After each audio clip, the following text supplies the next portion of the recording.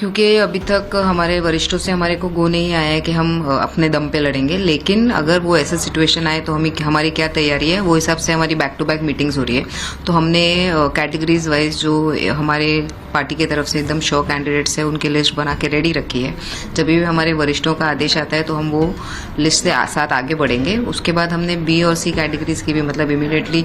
एक के बाद जो है, क्योंकि हमारे पास आने वाले सिर्फ 3 ही दिन बचे हैं नॉमिनेशंस के लिए, तो वो हिसाब से हमने अपने इच्छुक उम्मीदवार जो है कैंडिडेट जिसको पार्टी ने गो दे दिया है, लेकिन अभी तक इंडिविजुअली नहीं, जब तक ये भी फॉर्म नहीं देते, लेकिन तैयारी रखने बोली है। वैसे 48 कैंडिडेट्स की लिस्ट रेडी है। नेक्स्ट लिस्ट में हम देखेंगे 20-30 नेम्स और आएंगे जैसे भी वरिष्ठों का आदेश आता है तो। लेकिन हम अगर ये अपने दम पे लड़ना पड़े तो हमें कैसे आगे बढ़ना है, वैसे आगे की रणनीति हमने बना के रखी है। और लगातार इससे हम देख रहे हैं कि जैसे जैसे टाइम आगे बढ़ रहा है हमारे पास बहुत सारे और नए नए कैंडिडेट्स जुड़ रहे हैं जो हमारे साथ पहले हमारे साथ ही रह चुके हैं,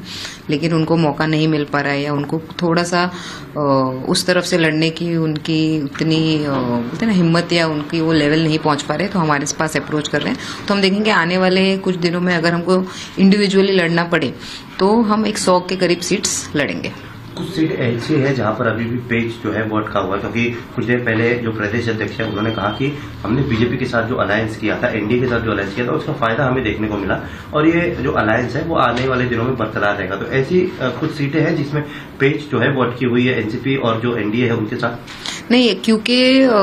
एनडीए में एकनाथ शिंदे साहब की शिवसेना और बीजेपी के लगातार चर्चा हो रही है और हमारी जो सीट्स थी उसके ऊपर अभी तक कोई चर्चा नहीं हुई है। तो लास्ट मोमेंट पर रुक के, क्योंकि ये कार्यकर्ताओं का इलेक्शंस होता है और कार्यकर्ता ये चाहता है कि जब हमें इलेक्शन लड़ना है तो हमें ज़्यादा से ज़्यादा टाइम मिले और हमारे नेताओं का सपोर्ट मिले, तो वो तरीके से हमने लगातार उनके साथ बात करके रखा है और एक क्लैरिटी दे के रखी है कि आज नहीं कल जब भी गो आएगा और अगर वो लिस्ट में आपका नाम रहता है तो आपको आगे बढ़ना है। तो तैयारी आप करके रखिए और उनके तरफ कोई भी नाइंसाफी न हो, वो एक ध्यान रखते हुए हम आगे बढ़ रहे हैं। आपने कहा कि बीजेपी और जो एकनाथ शिंदे की पार्टी है शिवसेना, उनकी चर्चा जो है वो शुरू है और आप लोग की चर्चा जो है वो लगभग आप लोग के हिसाब से हो चुकी है पूरी, लेकिन बीजेपी के साथ जो है वो चर्चा नहीं हुई। इस बात का जो है इम्पैक्ट वो आने वाले इलेक्शन में देखने को मिलेगा आपको लगता है? नहीं, राष्ट्रवादी कांग्रेस पार्टी एक विचारधारा लेके चलती है और विचारधारा के साथ राष्ट्रवादी कांग्रेस पार्टी के हमारे जो राष्ट्रीय अध्यक्ष अजित दादा पवार, वो लगातार लोगों के बीच में रह के उनके काम करते हैं, छोटे हो या बड़े।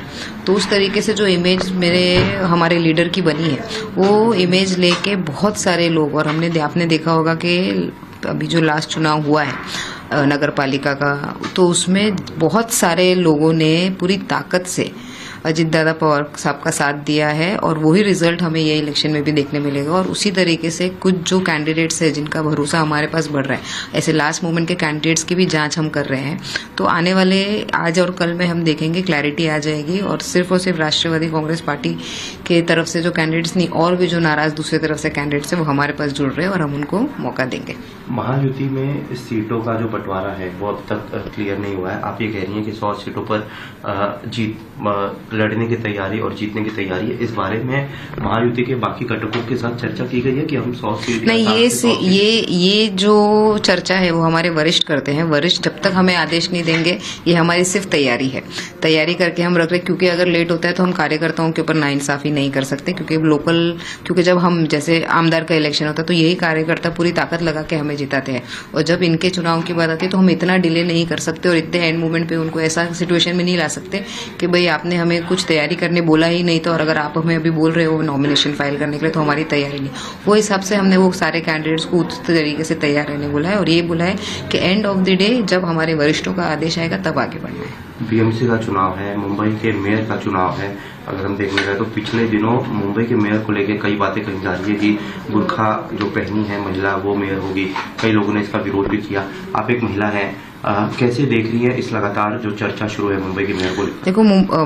भारत के संविधान ने हर किसी को सामान्य अधिकार दिया है और वो सामान्य अधिकार से उस सीट पे मेयर बनने के लिए एक हिजाबी वुमेन भी बैठ सकती है और नॉन हिजाबी वुमेन भी बैठ सकती है और कोई भी पुरुष बैठ सकते हैं, लेकिन वो तय करने का अधिकार जनता को दिया है। जनता जिसको चुन के लाएगी वो चुनने के बाद वही तय करेगी कि मेयर कौन बनेगा। एक आखिरी सवाल, जनता को अधिकार जो है वो तो आपने कहा कि जनता को अधिकार दिया हुआ है, लेकिन एनसीपी मेयर पोस्ट की डिमांड करेगी आने वाले दिनों में, क्योंकि आपने कहा। मैं आपको कहना चाहूंगी कि राष्ट्रवादी कांग्रेस पार्टी के सहयोग के बिना आने वाले दिनों में मुंबई में मेयर नहीं बैठेगा।